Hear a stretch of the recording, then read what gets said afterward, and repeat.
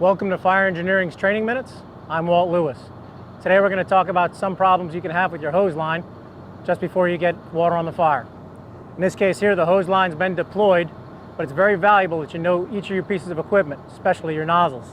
In this case here, we've made our advance to the doorway. We check our hose line, make sure we've got the water we want, and the nozzle set as we need it. Unfortunately, during our crawl into the structure, it's not uncommon that the stream shaper turns and changes pattern. In this case here, it's very vital that we know what we have. For this nozzle, we've got a flush feature. That flush feature can certainly create a different type of stream than what we want to be able to attack the fire with. Or some nozzles also have an off feature at the end of the turn of the stream shaper. That will be a problem for us to determine. Us being at the nozzle, up at the front, a solid, hard, firm hose line. We knew we had water coming out of it when we entered the structure. Open up the nozzle and nothing comes out. By knowing our equipment, we realize that's the problem, and a quick change of the stream shape gets us the water on the fire that we need, rather than a panic back outside.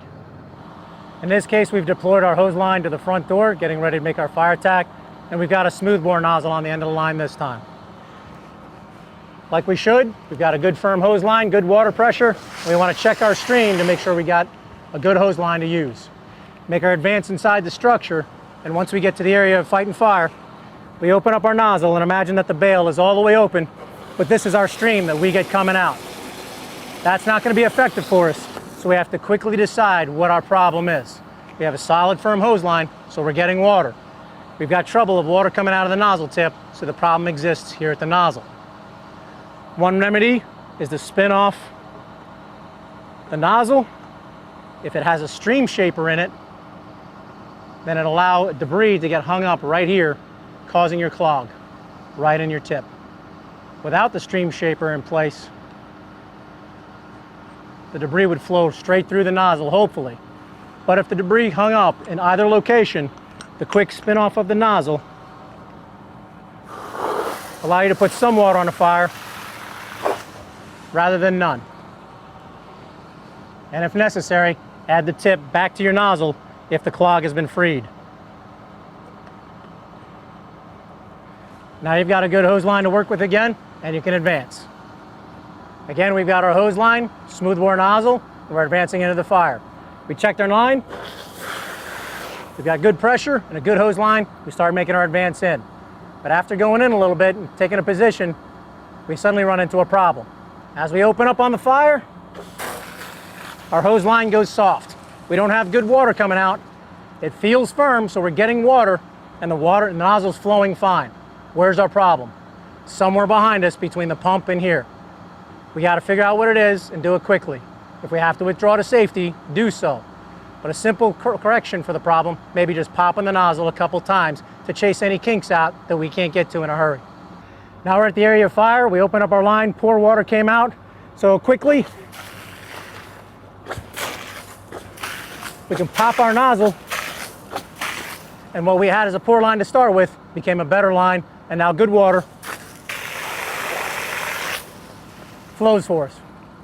Another situation, we've gotten to the front door, we check our water, got a good hose line, we advance into the fire. Once we've gotten inside, we start fighting fire, and our hose line goes dead. We shut the line, we're not getting any more water back. It's not a problem with our nozzle, it may be a problem with a hose or our pump. We're not safe to stay inside, we've got to get out. You can choose to leave the line on the ground and follow it out in a hurry, or scurry back if you're close enough to the door. Once you get to the door, you can choose to pull the nozzle to you, however your department operates, but the best thing is your safety.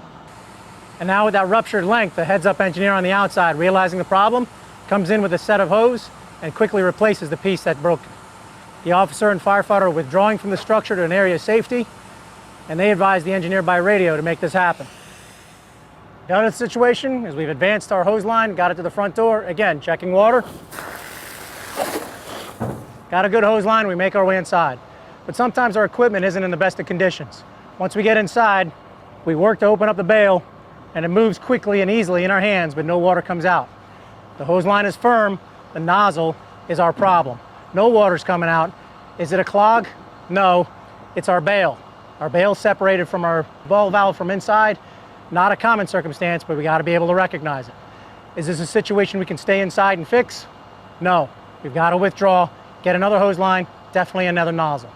Whatever the circumstances, our safety is paramount. We have to be able to quickly decide whether we can stay inside and fix the problem quickly, go to a safe area of refuge and handle it that way, or go outside and start over with another hose line or fix the problem altogether.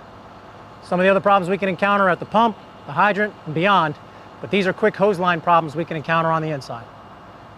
I'm Walt Lewis. Thanks for watching Fire Engineering's Training Minutes.